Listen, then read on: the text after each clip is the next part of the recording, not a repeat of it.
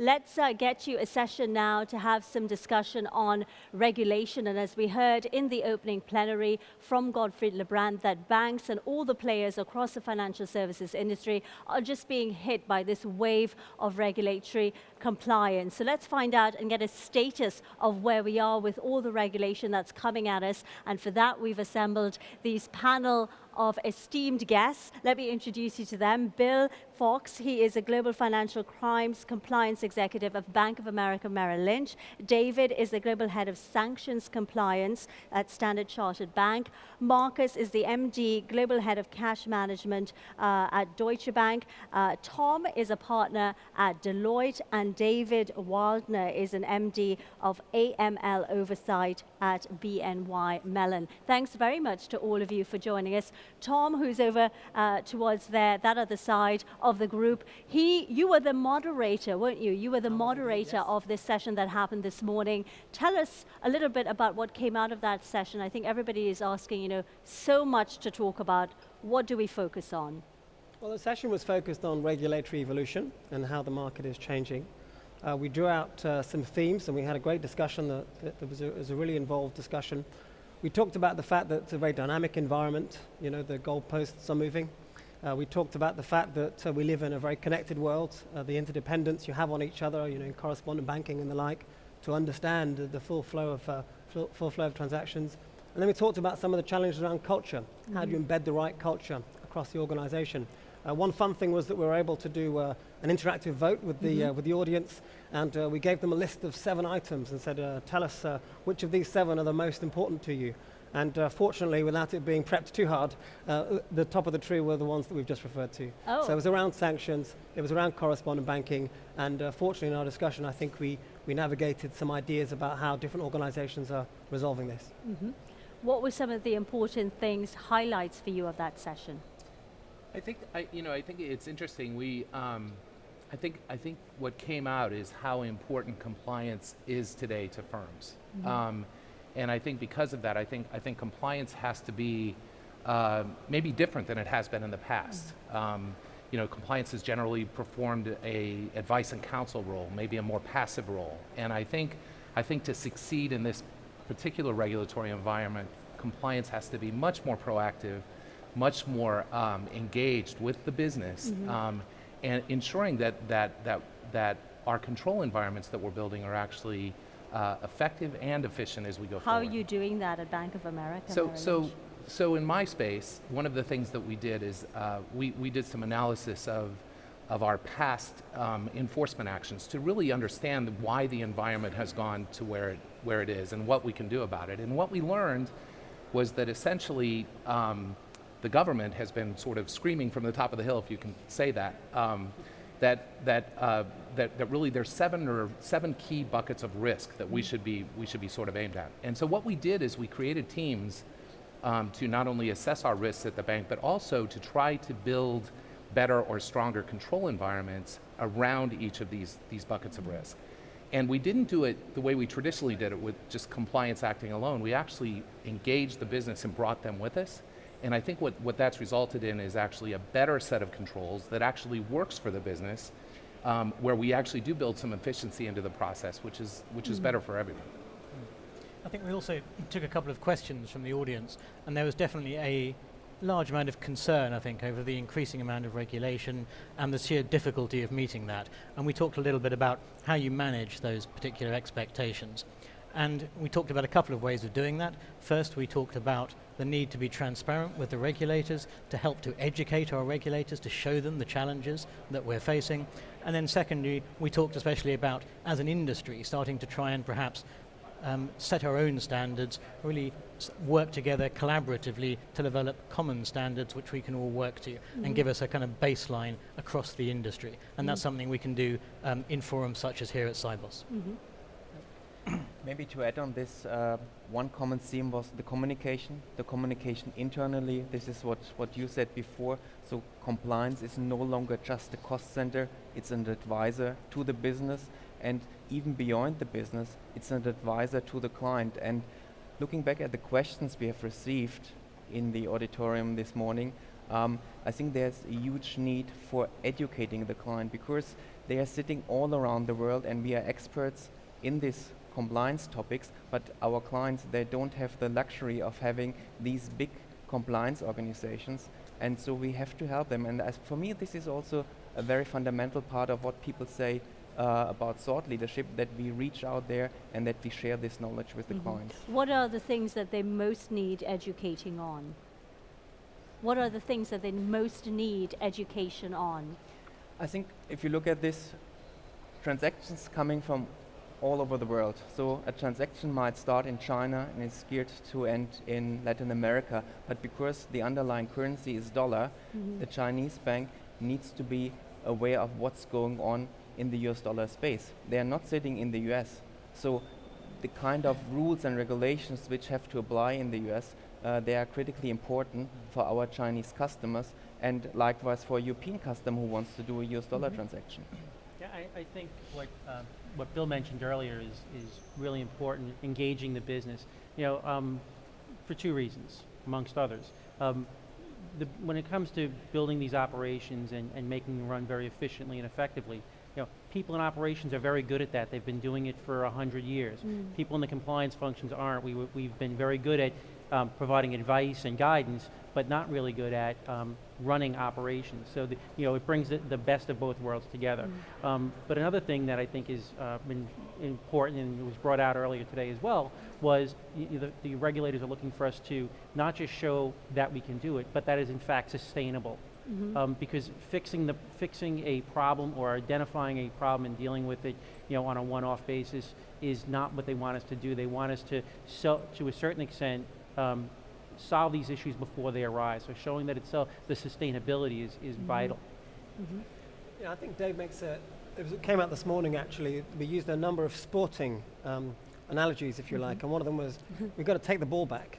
And the industry has an opportunity, I think, to set standards and to be proactive in the engagement with regulators.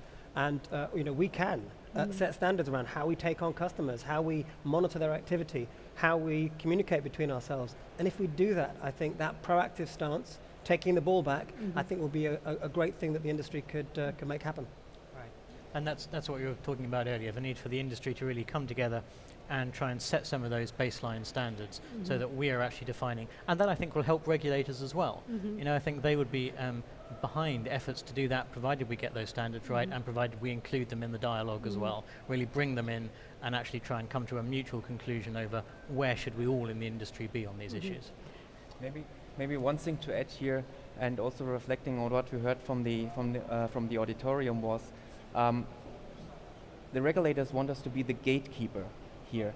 And the one question coming then from the auditorium was, do we have a level playing field here, or is the scrutiny more on the banks? And what are the regulators going to do to ensure this level playing field also with the new payment schemes, for example? And what do you think they should be doing? I think they should reach out to that, because when you look at these new schemes, they are looking at customer experience. They want to be faster, but they don't have the DNA of dealing with sanctions and money laundering like we on the panel or the banks involved in that have. Let me get back to you, because you said at Bank of America Merrill Lynch, you guys looked at it internally and you looked at these 7 buckets of risk and engaged with the business. Just paint for me a roadmap for people who are companies who are trying to do what you've done. Explain to them, take me through what you did with one of these buckets of risk. Sure, so one of the buckets of risk that's very relevant to this forum is correspondent banking and the attendant products and services that are offered with correspondent banking. So what we did is we created we did an assessment first, our own assessment, which gave us an idea of where we sat as a firm in our control environment. And then what we did is we began to engage the business and said that we think in this new environment we really need to up our controls here or there, or maybe do things a little bit differently than we had in the past. And in doing that, the businesses that have been able to engage in that dialogue with us, it's amazing. A compliance officer can sit in his office and say, we think you should do A, B, or C, And when that's presented to the business goes, oh my God, I'm gonna, this is really gonna take my business down, right? So, but if you engage with the business, they say, well, we can't really do A, B, and C well, but what if we do D, E, and F? And it turns out that oftentimes the compliance officer says that works. And that's really the dialogue we had with the business. Then we created an action plan to implement and did that. And I think our regulators have been quite pleased with the fact that we did this proactively. We did it on our own. We didn't do it pursuant to direction. And also we actually are building a stronger control environment at Bank of America Merrill Lynch by doing that work. How are you doing that in your banks? Well, certainly at Standard Chartered, I think like many of the banks, we're going through huge changes. We are enhancing and reforming our controls, our processes, and the key point I think coming out of this dialogue has been mentioned by Dave here and by Bill, is the importance of partnering with the business, and especially with the operations guys who know how to run this kind of thing. There is no point us as compliance officers trying to tell people who know their own businesses backwards the best way to do something. It's for us to set the policies, the objectives, and then really, as you said, get out of the office, work with those guys, and often they will have innovative solutions that we have not even dreamed about.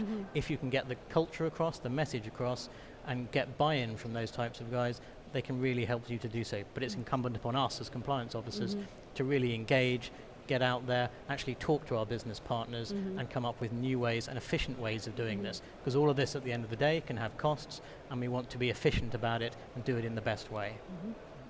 I think this point on efficiency is critically important, because the cost for all these compliance programs, regardless whether it's organization A or B, they have increased.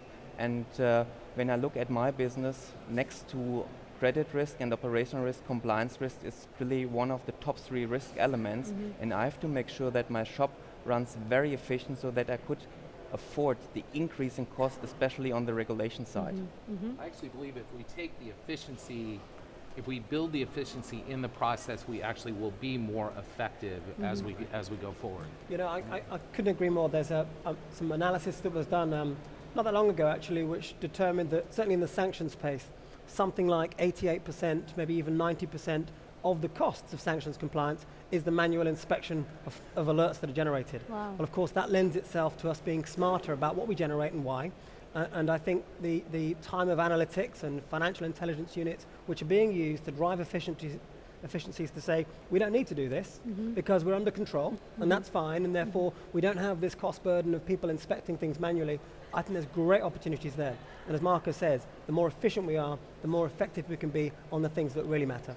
And to build on Bill's comment earlier, where engaging the business, I think it's highly important that the being integrated with the business and really educating them to have a more AML-friendly culture and regulatory compliance culture is important, because at some point the curve begins to slope down and the cost diminishes of having the regulatory and compliance controls in place, because as they become more educated, they become much more savvy about what types of business, what types of products they can offer to particular clients, what clients they should be bringing forth to onboard and which ones they should be shying away from, and what types of transactions they should be working on. So it's an upfront cost, and hopefully by educating the business and getting that stuff in place, you gain the efficiencies, and eventually, and all along the way, they'll pay off.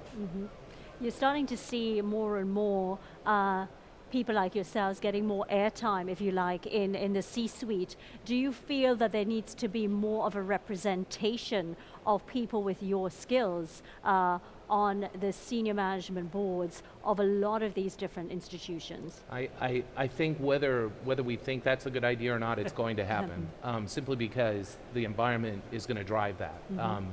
And it's we talked a little bit this morning about the environment. I think firms have gone through sort of the 5 stages of grief here, right? We start with denial, and then we move to anger and depression and bargaining.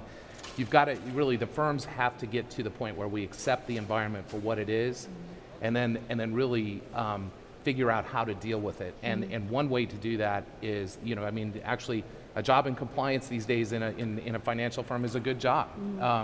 And I think that makes it incumbent upon compliance officers to really perform their job perhaps a little bit differently than what we have before, be much more proactive, much more engaged with the business, be willing to debate with the business.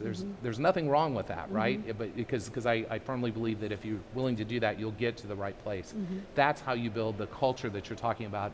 That's how you make sure that boards and senior management have visibility to all of the issues that they may have, and actually the best way to protect your firm. But I think, Bill, you mentioned today in our discussion that I think a lot of senior management in boards and leadership, they have already bought into this. They understand the importance at the top of organizations.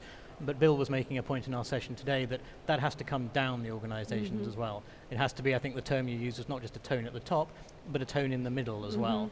And so we're looking not just for that senior representation on boards or executive management, but compliance officers slightly further down the chain as well have to be viewed as important by their business units. The units they're looking at, they have to have a say, a voice, and be taken seriously. And it's important, exactly, it's important not just lip service, because anybody could say, absolutely. we take you seriously, but it's actually embed what you're saying and Right. value what you're saying within the business. I can only echo this. So we have a very, very regular dialogue with our colleagues on the in the compliance department, and we are even extending this. What we see is that sometimes on the client side, depending in which location they are, there's a different dialogue, and we are trying to foster this also via establishing forums. So for example, a compliance training, a compliance forum, transaction banking seminars where we address these topics so that we also reach the C-suites of our clients. And it's worth reflecting on the fact that ultimately the world of compliance is asking ourselves the questions: who are our customers? What risks are there associated with those customers given the activity that they do in the places they do it? Now, fundamentally, that's a good business question no matter what part of the business you're in. So I think I'm increasingly seeing compliance departments help articulate the argument that this is something we should be doing across our business and not just for the purposes of compliance. Right, and I think it's clear that from a senior management perspective and from a regulatory perspective, what people are looking for is someone to claim ownership of an issue, be held accountable for it, and be responsible for it. And by doing that, we're going to drive success. You'll drive success. You wanted to come back, you were nodding a No, lot, no, for sure. I agree completely. This is, I think that one of the remarkable things about the panel this morning is that we had such heated agreement throughout most of it. It was really good. But I think that's the lesson we've taken from the new environment is that it's a different world and you have to act differently in a different world. And the great thing about financial firms is that they're very dynamic and very used to adjusting to different circumstances. We'll be able to handle this as an industry, I'm confident. Okay, great. Well, thanks very much to all of you for joining us. I'm so glad you took some time out of your busy schedule to come see us here on Sibos TV, and enjoy the rest of your time in Dubai.